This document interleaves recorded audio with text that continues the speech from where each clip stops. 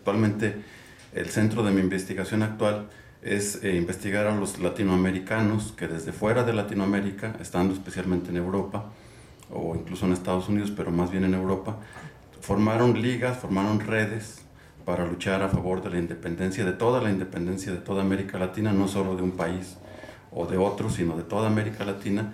De hecho, formaron una sociedad secreta que se llamó la Sociedad de los Caballeros Racionales, que después en Sudamérica tomó el nombre de Logia Lautaro, y en Sudamérica sí es muy conocida su participación, sobre todo en la independencia de Argentina, de Chile, de Perú y de otros países, porque se dicen que incluso también Bolívar perteneció a ella.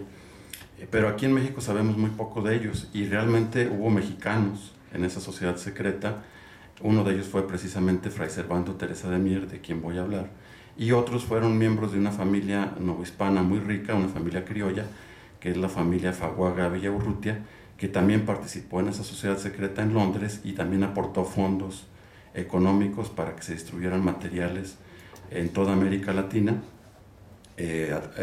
sobre todo a través de Francisco de Miranda, quien es conocido como el precursor de la independencia, uno de los ilustres caraqueños, porque también estaban otros dos caraqueños muy importantes, que es Andrés Bello y Simón Bolívar. Entonces, ¿por qué escogí la historia de Fray Servando Teresa de Mier? La historia de la Revolución de Nueva España, antiguamente Anáhuac, etcétera, etcétera, un título más largo, porque es un texto que, como se ha visto en las ediciones recientes que se ha hecho de esa obra, en especial la edición que hizo la Universidad de la Sorbona de París con un distinguido grupo de especialistas franceses, han visto que esta historia de Fray Servando es fruto precisamente de estas redes independentistas, y que si Fray Servando la pudo escribir desde Londres, porque allá, recuerden que allá se publicó esa historia, además en una fecha muy temprana, que es el año de 1813, si se pudo escribir desde Londres fue porque había toda una red de vínculos entre personajes hispanoamericanos que permitían esa circulación de información, de documentos, de fuentes, que llegaran los periódicos insurgentes desde aquí, no digo la Ciudad de México, sino desde la provincia, porque recuerden que los insurgentes nunca dominaron la Ciudad de México, desde la provincia mexicana, que llegaron hasta Londres, que Fray Servando los usara allá para escribir su historia, y que de regreso nos llegaran acá las obras que producían en Londres este grupo de hispanoamericanos, en especial la historia de Fray Servando, pero también otras obras, como un periódico que escribía un español exiliado, simpatizante no de la independencia, pero sí de la autonomía de América Latina, que era José Blanco White, ¿no? Bueno, se le conoce con ese nombre de Blanco White. Entonces, bueno, voy a hablar al respecto, tratando de mostrar esas vinculaciones, mostrar cómo la historia de Fray Servando, que como les digo es la primera historia de la independencia, no solo de México, sino quizá de América Latina, la primera obra historiográfica sobre el movimiento independentista hispanoamericano, cómo fue fruto de esas vinculaciones entre hispanoamericanos de toda América Latina que se reunían en Europa. Fray Servando Teresa de Mier es un personaje que hasta ahora ha sido conocido por su vida pintoresca, un tanto picaresca, y por haberse convertido en personaje de novelas históricas, como esta del cubano Reinaldo Arenas, ¿no?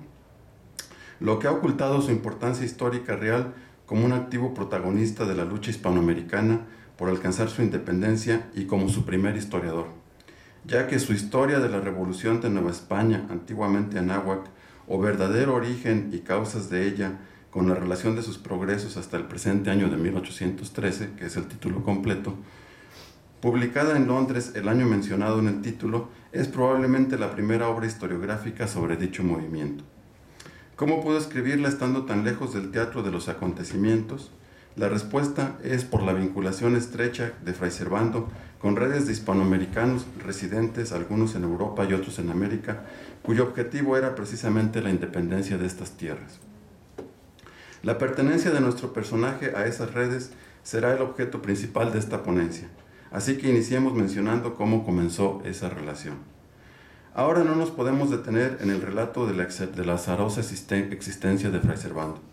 Simplemente recordemos que era un fraile dominico, nacido en la ciudad de Monterrey, que fue obligado a abandonar su Nueva España natal a raíz de un polémico sermón en honor de Nuestra Señora de Guadalupe.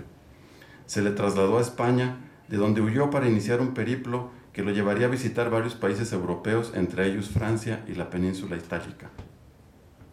En 1807 lo encontramos en Portugal, curiosamente trabajando, digo curiosamente porque seguía siendo perseguido en España y sin embargo en Portugal estaba trabajando en el consulado español en Lisboa. Es entonces cuando se menciona por primera vez su posible vinculación con el precursor Francisco de Miranda y con el movimiento independentista latinoamericano. Cuando nuestro personaje se enteró de la invasión napoleónica a España, el año siguiente de 1808, fue allá con la intención de luchar contra los franceses, para lo cual se unió como vicario de un batallón de voluntarios de Valencia. Posteriormente residió en Cádiz, en donde estuvo en estrecho contacto con los diputados americanos a Cortes en esa ciudad y con otras figuras políticas de ese origen. Es entonces cuando se une a una agrupación política, nos referimos a la Sociedad de los Caballeros Racionales, también llamada Sociedad Lautaro, que después en Sudamérica tomó el nombre de Logia Lautaro. Afortunadamente, Fray Servando nos dejó una amplia descripción en su proceso ante la Inquisición de México, que después le hizo la Inquisición un proceso, y en ella Fray Servando menciona cómo fue su ingreso a esa sociedad secreta y mencionó varios nombres de quienes la integraban. Carlos María de Alvear, argentino que entonces residía en Cádiz, aparece como quien encabeza la asociación en esa ciudad española. Mier refiere que fue en la casa de este en donde se efectuó la ceremonia en la que fue iniciado, porque recuerden que es una sociedad secreta, hay un rito de iniciación para las personas que entran nuevas. Entonces cuenta Mier que Carlos María de Alvear dijo lo siguiente, cito, ¿no? Dice, esta sociedad se llama de caballeros racionales porque nada es más racional que mirar por su patria y sus paisanos. Mandó al maestro de ceremonias que me hiciera dar los 3 pasos, que dio 3 de cada lado, o sea, dio 3 pasitos para cada lado, ¿no? Y volviéndose a la mesa me dijo Alvear, o sea, Alvear estaba como en una mesa así, dirigiendo la ceremonia, ¿no? Entonces Alvear le dice, estos pasos significan que cuantos dé usted a favor de la América del Norte, dará a favor de la América del Sur. O sea, el objetivo era la independencia de toda la América española. Y al revés. Las señales para conocerse, porque como sociedad secreta tiene una serie de señales para reconocerse entre ellos, ¿no? Entonces dice, son estas, pondrá usted la mano en la frente y luego bajará a la barba, la bajará a la barba. Si alguno correspondiera, o sea, si otro le hace los mismos signos, ¿no? Se pondrá junto a él y entre ellos deletrearán la palabra unión. Acabadas se abrazarán diciendo unión y beneficencia. Si usted necesitare socorro en lance de guerra, usted levantará los 3 dedos de la mano diciendo a mí los de Lautaro. O sea que igual que la masonería en esta sociedad, entre ellos debían ayudarse mutuamente. Sí es necesario aclarar desde ahora que esta sociedad no era la masonería, era otra sociedad secreta, no era la masonería. Alvear y también Francisco de Miranda habían sido masones, pero por su lado, digamos. Esta sociedad, como Fray Servando lo enfatizó en su declaración que le hizo ante la Inquisición, no era masónica. Sí tenía una cierta influencia, en el sentido de que hay una ceremonia de iniciación, que deben ayudarse entre ellos, etc. Porque precisamente Alvear y Miranda, que eran 2 de los principales líderes, habían sido masones y conocían muy bien ese tipo de sociedades, ¿no? En ese proceso inquisitorial que les digo que tuvo Mier posteriormente, él sostiene que esa sociedad no era ni contra la religión ni siquiera contra el rey de España. Subraya especialmente que no era de carácter masónico, que Alvear sí era masón y que tal vez quiso imitar algunas fórmulas e incluso amalgamar ambas agrupaciones, pero que algunos caballeros racionales, entre ellos el propio Fray Servando, se lo impidieron. Entonces vamos a ver la participación de Mier y de la Sociedad de los Caballeros Racionales, pero ahora ya en Londres, ¿no? Un importante documento nos da a conocer la existencia de la Sociedad de los Caballeros Racionales en Londres. Se trata de la correspondencia que procedente de Londres iba dirigida a la insurgente Caracas. O sea, recuerden, Caracas ya se había declarado su independencia. Ahí se encontraban cartas de Carlos María de Alvear para Rafael Mérida. En una de ellas, fechada en la capital inglesa el 28 de octubre de 1811, Alvear le dice a este caraqueño, le dice lo siguiente, cito, dice, aquí, o sea en Londres, he establecido una logia para servir de comunicación con Cádiz, Filadelfia y esa, parece referirse a Caracas, como también para que encuentren abrigo los hermanos que escapan de Cádiz. Si usted no puede desde esa, o sea desde Caracas, comunicarme lo que ocurra directamente a Buenos Aires, puede hacerlo por la vía de Londres, remitiéndoselo al hermano Luis López Méndez, que creo probablemente quedará de presidente de esta sociedad. Dará usted 1000 expresiones de mi parte y de las de Zapiola a los hermanos Caicedo y José Álvarez de Toledo. Bueno, Entonces, aquí es muy interesante ese documento porque también va a continuar mencionando una serie de nombres que, como veremos, son muy importantes, de personajes que van a ser fundamentales en la independencia, que les voy a decir a continuación. Por medio de este documento nos enteramos del traslado de Fray Servando de Cádiz a Londres. O sea, Fray Servando se había trasladado ya, había dejado Cádiz y ahora residía en Londres. Y en el viaje se fue acompañado nada menos que de José de San Martín, el libertador José de San Martín, ¿no? Que sería el libertador de Argentina y sobre todo de Chile y de Perú, ¿no? Y de otras figuras notables, de acuerdo con otra comunicación, otra carta de Alvera Mérida contenida en el mismo paquete, en donde declara, cito, dice, habiendo llegado a esta ciudad, o sea, le refiere que llegaron a Londres, junto con los hermanos Apiola, que eran unos argentinos, San Martín, Mier, que es Fray Servando, Wenceslao Villaurrutia, que es mexicano, ahorita les voy a decir quién es, y Chilavert, otro argentino. Hemos fundado por orden de la logia número 3, una con el número 7, y hemos recibido a los hermanos que acompañan la lista que va con el número 4. Bueno, termino la cita. Las personalidades admitidas en la logia número 7 son muy significativas, ya que se trata de Andrés Bello, nada menos que de Andrés Bello, el maestro de América, que en ese momento estaba en Londres representando a la Junta de Caracas, de Luis López Méndez, otro caraqueño que estaba desempeñando la misma función, Mariano Moreno de Buenos Aires y el Marqués del Apartado de México, que ahorita les voy a decir quién era también el Marqués del Apartado.